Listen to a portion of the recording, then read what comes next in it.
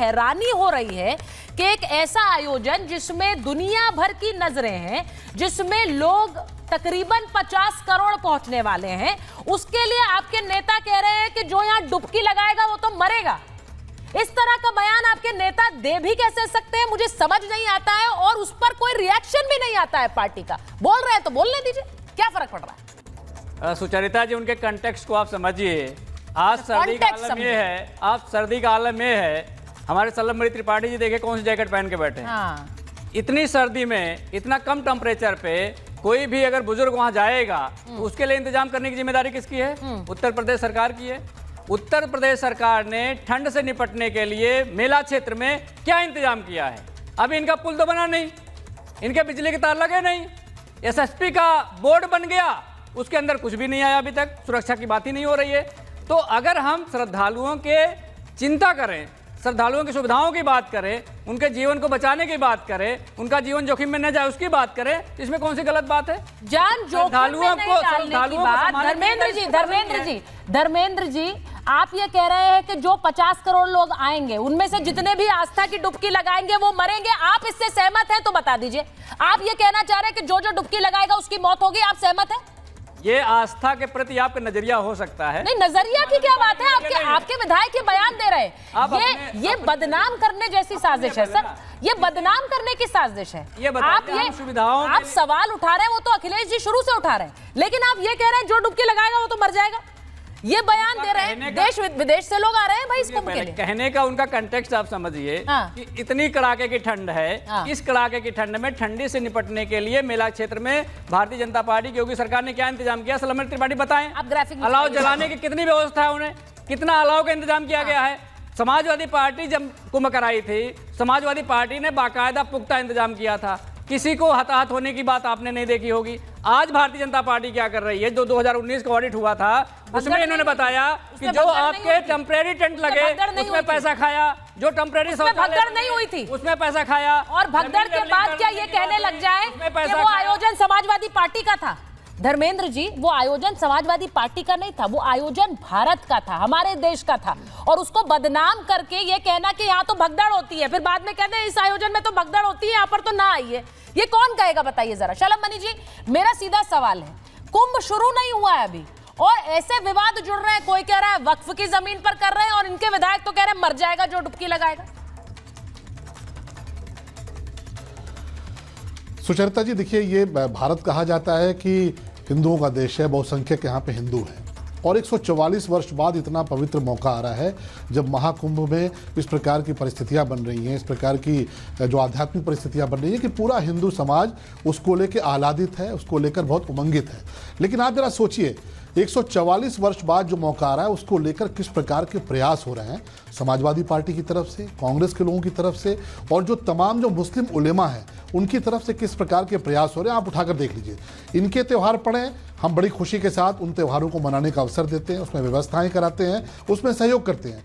लेकिन 144 वर्ष बाद जो महाकुंभ लगने जा रहा है, आज उसको लेकर जो भाषा है, और भाषा 5 वक्त के नमाजी जो खुद को कहते हैं उन उलेमाओं की हो तो समझ में आता है। ये जो समाजवादी पार्टी के लोग हैं, इन्होंने तो 5 वक्त के जो नमाजी उलेमा है उनको भी फेल कर दिया।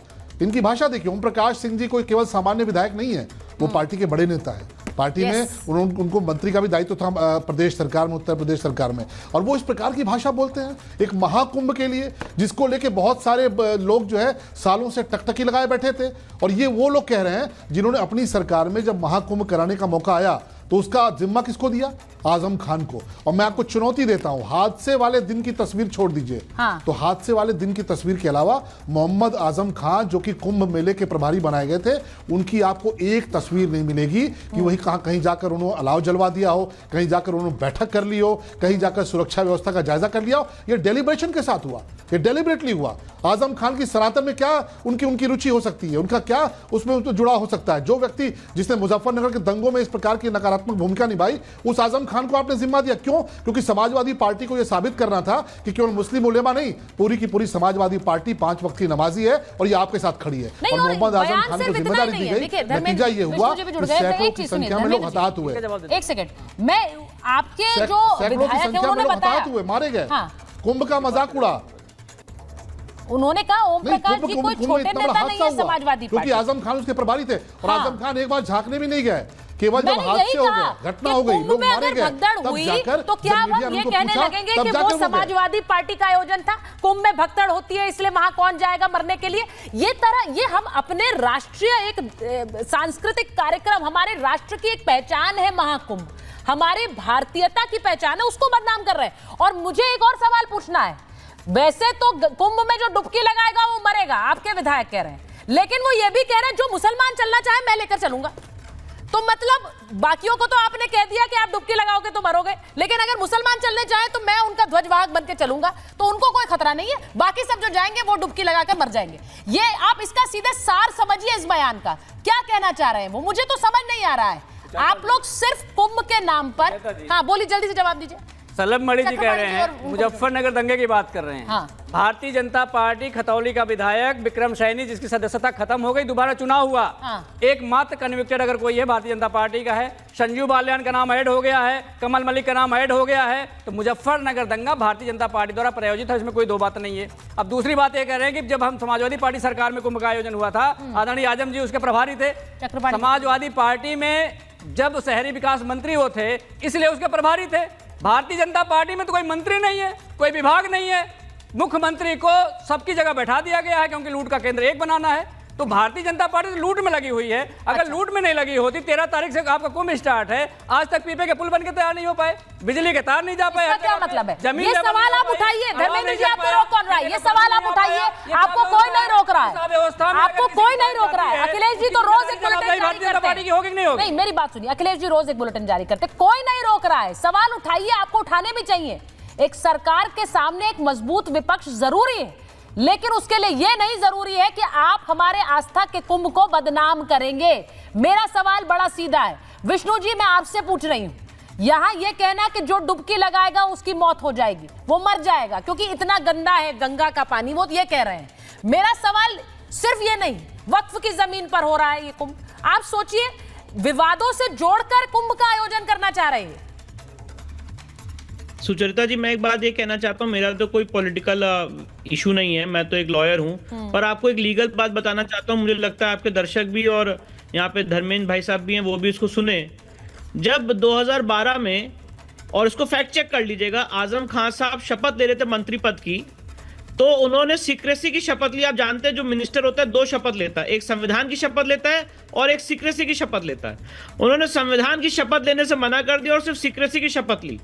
आप जान के हैरान हो जाएंगे सुचरिता जी, इलाहाबाद हाईकोर्ट में रिट याचिका हुई कि मंत्री के रूप में काम नहीं कर सकते हैं क्योंकि इन्होंने एज संविधान की शपथ ही नहीं ली है। और जब शपथ ले रहे तो उसका पूरा वीडियो है, उस समय जो मुलायम सिंह यादव जी थे उन्होंने उनको रोका भी, क्या पूरी दोनों शपथ लीजिए, उन्होंने कहा नहीं मैं सिर्फ सीक्रेसी की शपथ लूंगा।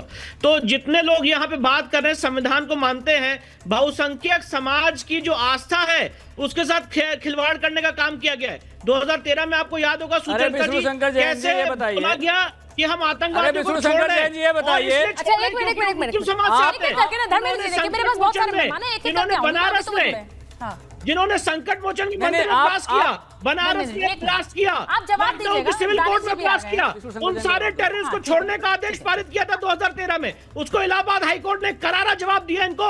इलाहाबाद हाईकोर्ट की 3 जज बेंच ने उसको क्वेश्चन किया, उसके बाद वो रिहाई छूटी और आज 20 लोगों में से कितने लोग अरेस्ट हो चुके हैं। सवाल ये है कि आज वफ के नाम पे कितने लोग अरेस्ट हुए बताओ ना उसमें।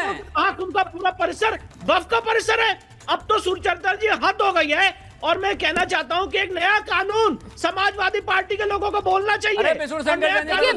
नहीं, वो वक्त वाले दावे पर बोल रहे हैं। एक मिनट रुक जाइए ना, वक्त वाले पहले तो आप बता दीजिए वक्त वाले दावे से सहमत है कि नहीं है। वक्त वाले वक्त दावा ठोक रहा है, मुझे ऐसा लगता है। धर्मेंद्र जी एक मिनट, जैसे लोग जैसे नहीं होता, मैं उनको भी नहीं बोलने दूंगी कि धर्मेंद्र यादव जैसे लोग नहीं, तो इसे जैसे लोग वाले शब्दों का टर्मिनोलॉजी का इस्तेमाल मेरे शो पर मत करिए प्लीज।